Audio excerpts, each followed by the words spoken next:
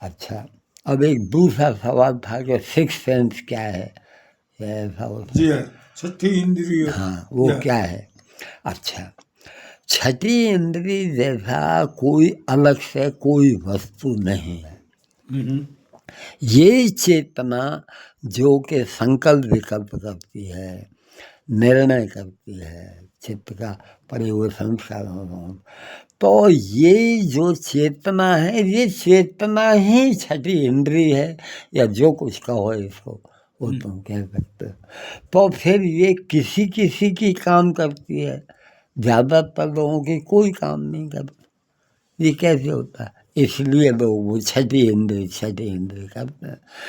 इसका कारण ये है कि जैसे जैसे तुम्हारा जीवन विशुद्धि और तप के साथ शरीर जुड़ता जाता है, जो अंतःकरण है वो विशुद्ध भाव के साथ जुड़ता जाता है, वैसे वैसे ये सिक्स सेंस तुमको अपना काम करना शुरू कर देते।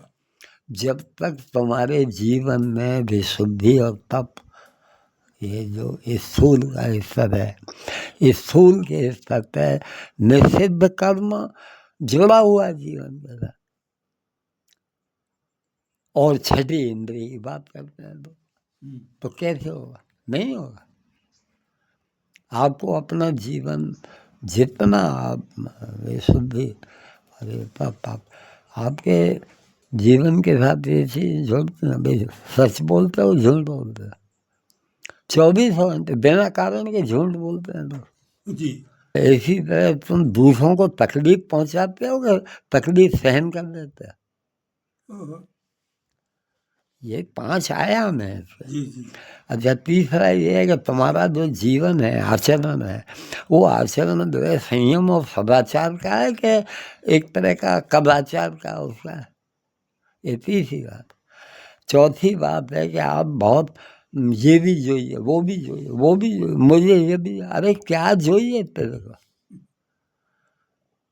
भान हो गया हो और उसकी ये स्थिति हो तो उसे कुछ नहीं, जो कुछ नहीं हो, ठीक है। ये चौथी।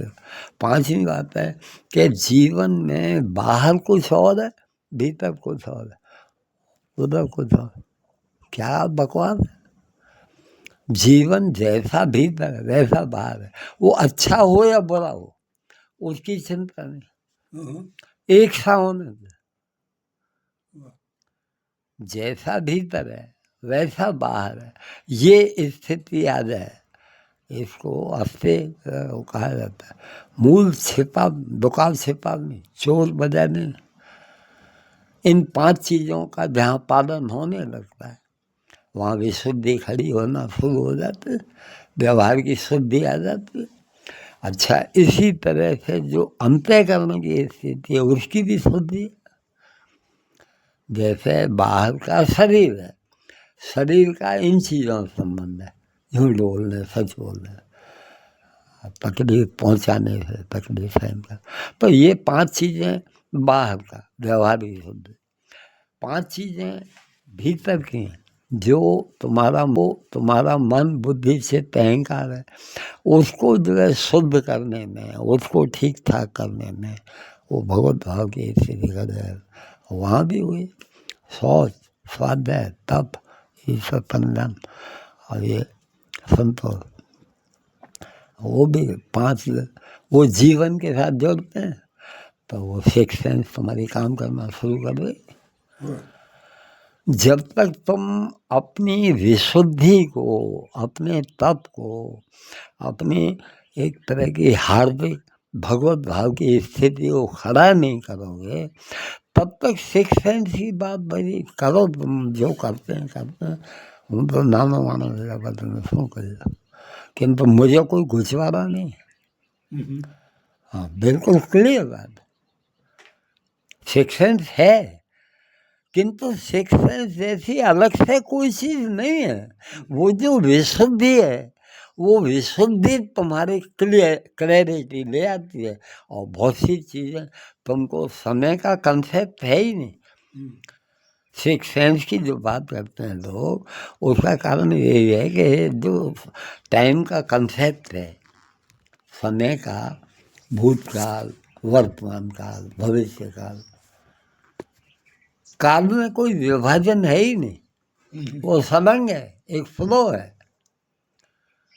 आगे आने वाला कुछ 5 दिन बाद, 10 दिन बाद, 5 महीने बाद कोई हो, वो तुमको आज ही मालूम पड़ने लगे। सिक्स सेंस का ज़्यादातर इशारा इसी तरह का होता है कि भाई उसको सूझता है, उसको ऐसे सूझता है कि उसके लिए टाइम का जो कंसेप्ट है वो ख़त्म जैसा हो गया, उसको मालूम हो गया कि टाइम जैसी कोई चीज़ है ही नहीं।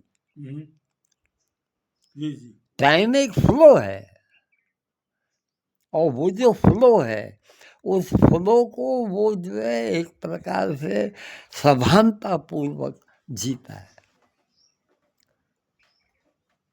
उसको सिक्स सेंस मालूम पड़ते क्या है। और तुम्हारा तीसरा प्रश्न था।